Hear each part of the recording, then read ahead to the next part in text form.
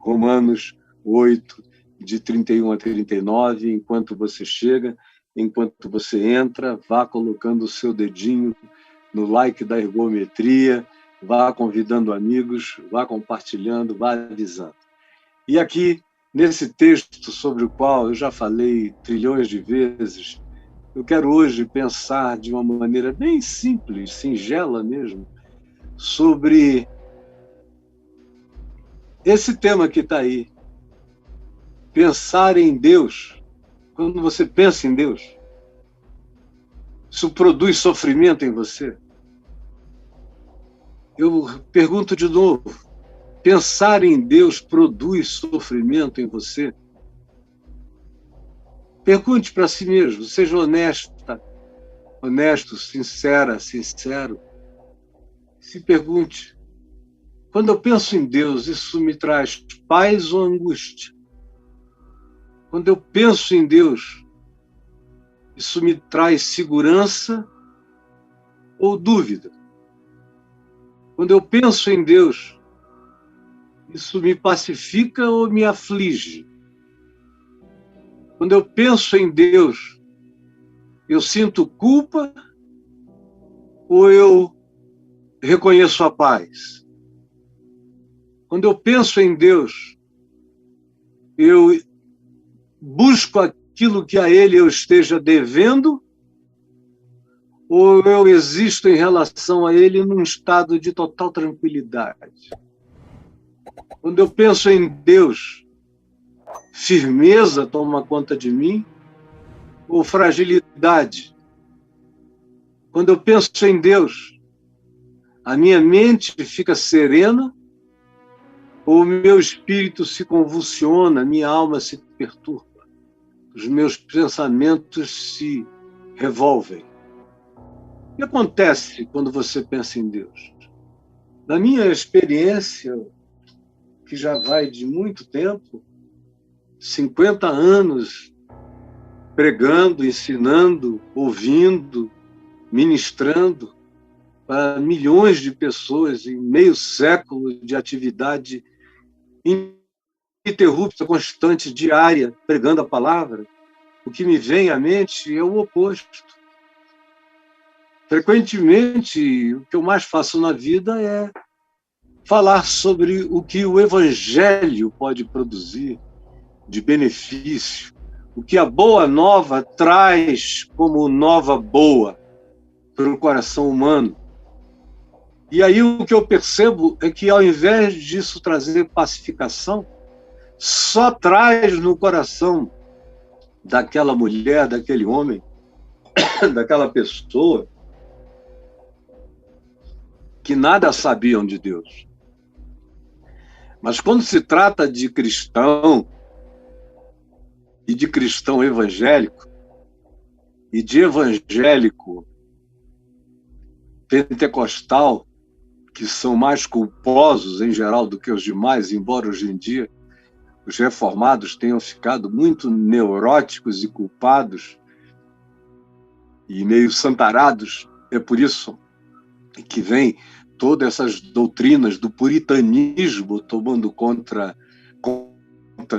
da reforma e dos reformistas, porque cresceram dúvidas sobre viver em paz com Deus. Tem que ter uma barganha, tem que ter uma compensação, tem que ter um pagamento para haver uma retribuição. Quase que pela graça somos salvos. Quase que somos salvos pela graça mediante a fé. Quase. Isso é totalmente dom de Deus. Quase é assim para que ninguém se glorie. Mas não é totalmente assim para que sobre algum tipo de glória interior e o indivíduo possa dizer para Deus: me ajuda porque eu tenho feito a minha parte. Me responda, quando você pensa em Deus, o que isso produz de sofrimento em você?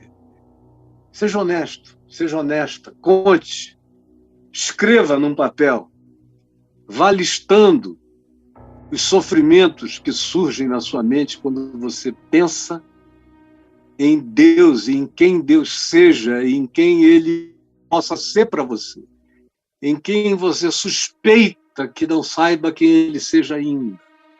e os medos que isso provoca. Anote. E se você quiser, vá escrevendo.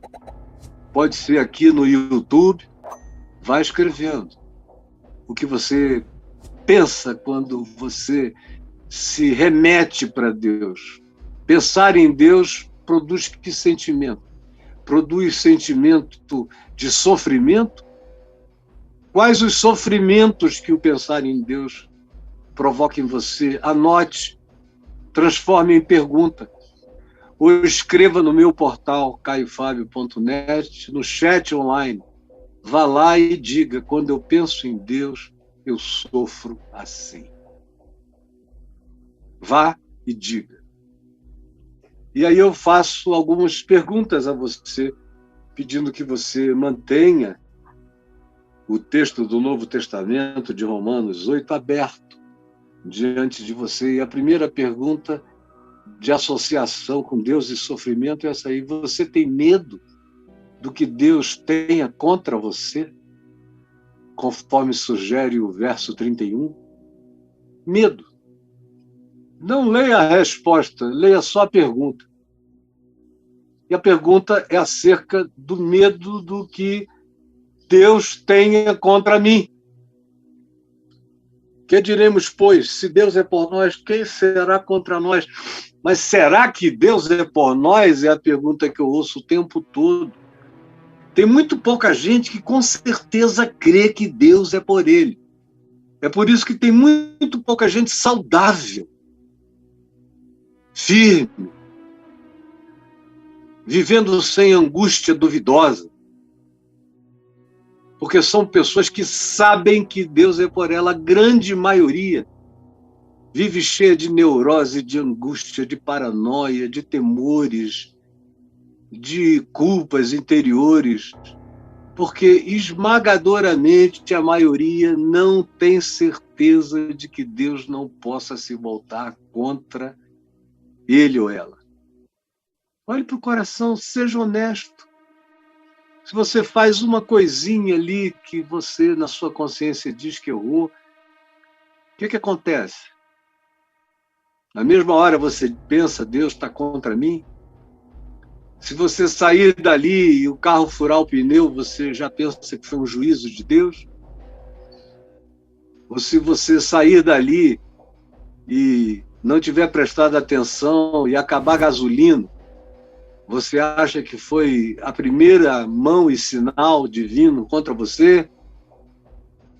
Ou se você chegar em casa depois de cometer esse erro, não estou nem dizendo que seja alguma coisa que você considere grave, basta que seja considerada erro pela religião ou pelo seu padrão de justiça própria, e chegando em casa encontra o filho com febre, você na mesma hora não começa a pensar que eventualmente isso seja uma punição de Deus para advertir você na mesma hora? Me responda. Você tem medo do que Deus tenha contra você, daquilo que ele não deixa ir embora? A segunda pergunta que eu quero que você considere profunda e seriamente é: você teme que Deus não defenda você de acusações? Que as coisas só estejam bem com Deus se você não se deixar tornar-se vulnerável a ponto de ser acusável? Você acha que Deus só é seu Deus se Satanás não se levantar como seu acusador? Do contrário, as acusações dele terão todas elas pertinências, estão anotadas, são inapagáveis. Você mesmo não esquece delas, não se dá paz crendo que você não tem paz porque elas nunca foram resolvidas e continuam em estado de vigência contra você? Me responda. Você acha que na hora das acusações Deus é observador e silencioso? E não se ergue em seu favor? A terceira pergunta que eu quero que você nela considere e pense Responda, escreva, anote, agora, já. Você tem medo de viver sob acusação espiritual? Como diz o verso 34, de que o mundo espiritual se junte contra você o tempo todo. Os principados, as potestades, os seres transdimensionais, invisíveis aos sentidos humanos, ou às detecções dos nossos aparatos de verificação de existências, mas você sabe que essas coisas existem e crê que elas mantêm anotações de acusação e que elas podem se levantar ao seu bel prazer, bastando que você dê uma brecha. É a história da brecha. Dei brecha. Ele entrou e me pegou. Dei brecha. Aí a brecha pode ser qualquer coisa que você considere brecha. O que a religião chame de dar brecha. O que você se acuse, dizendo, não, dessa vez eu abri uma fissura e o diabo entrou por esse viés da minha armadura? Me responda. A quarta pergunta, anote, pense, responda também com sinceridade. Você tem medo do inferno? Tem medo do inferno? O inferno é separação de Deus. É uma eternidade sem a experiência de Deus, sem o conhecimento de Deus, sem a vida de Deus, sem o galardão da alegria de Deus, sem a bênção eterna, sem a ressurreição, sem a transformação, sem o novo corpo glorificado, sem o novo céu e a nova terra onde habitam justiça.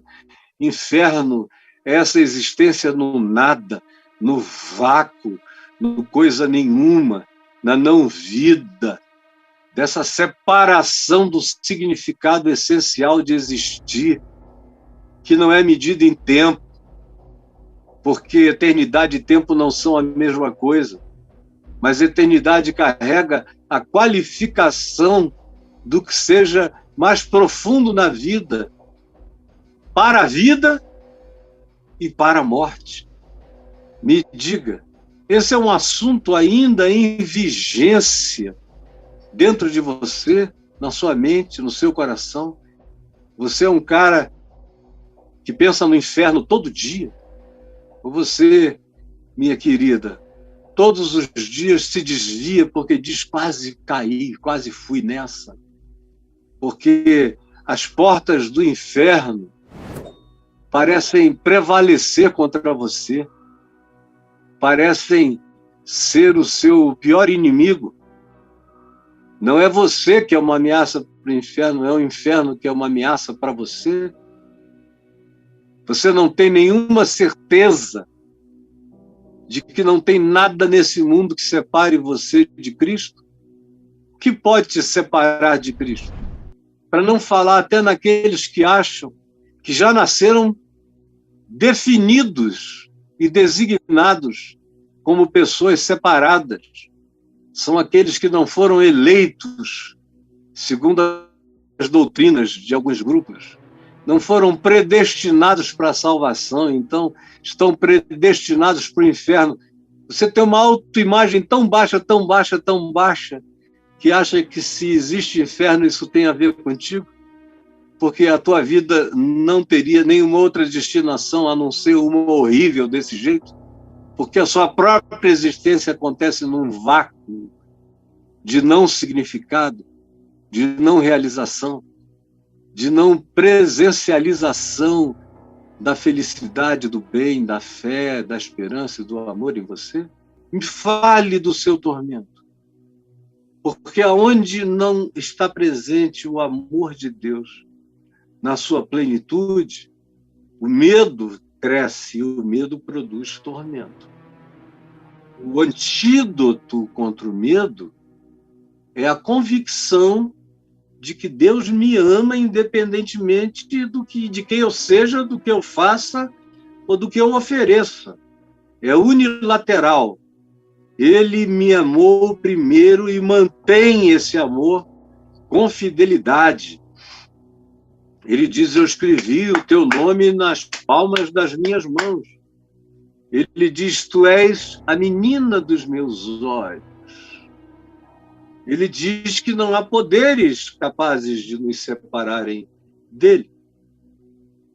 Poder de me convencer a negá-lo, existe. Poder para todo lado. Agora, mesmo que eu seja infiel em alguma coisa, não como hábito, não como comportamento a ser nutrido, mas como deslize, como equívoco, mesmo que eu seja infiel, o que ele diz é que ele próprio permanece fiel a mim. Em qualquer momento, ele nunca me deixou sozinho. Por isso, ontem eu respondi aqui que eu não tenho uma única memória de ter experimentado solidão. Eu conheço solitude em abundância, solidão não. Eu nunca estive só.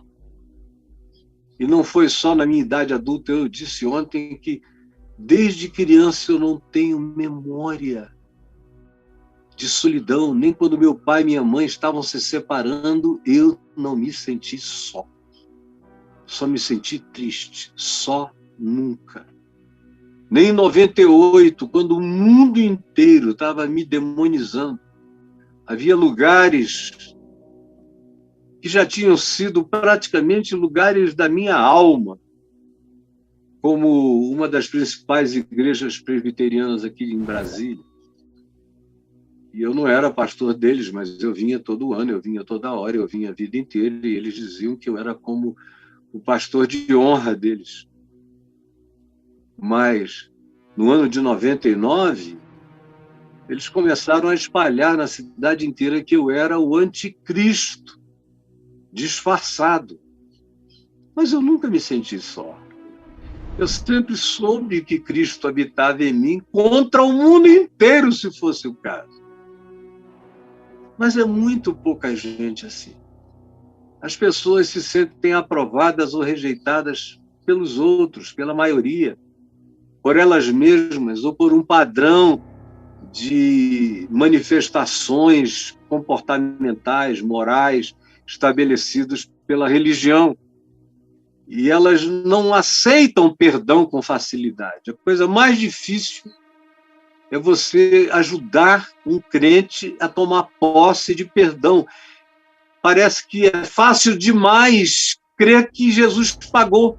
O cara tem que sofrer anos e anos, e se punir, e se amedrontar, e se apavorar, para se auto-justificar, e adoece, e somatiza, e perde o equilíbrio mental, emocional, afetivo, se desidrata no espírito, falece na alma, perde o vigor da própria mente, do próprio pensamento, não consegue expandir o pensar, porque a mente gira em torno de um único foco de angústia paralisante, e a vida vai se tornando dormente, vai se tornando incapaz de progresso, porque o medo produz tormento, e o tormento é paralisante. O tormento impede o desenvolvimento de tudo.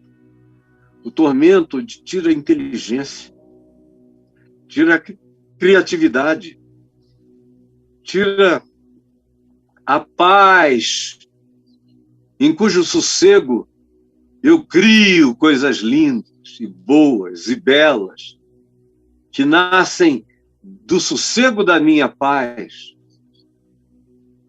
No tormento, eu não sou habitado por nenhuma existência de amor que construa pontes e facilite a vida do meu próximo, porque eu não tenho olhos para mais nada a não ser para a angústia do meu ser. Então eu pergunto, pensar em Deus produz sofrimento em você? Me responda. Daqui a pouco eu volto respondendo as suas perguntas. Senhor Jesus, abre-nos o entendimento, abre-nos o coração, para que nós resolvamos problemas antigos, sem solução na nossa vida, e que estão fundados nas bases do medo, do tormento, da angústia, da dúvida, das questões perenes acerca da tua fidelidade, do teu amor e do teu olhar para conosco. Por favor, dá-nos a graça de sermos honestos e sinceros agora. É o que eu te peço. Em teu nome, Jesus. Amém.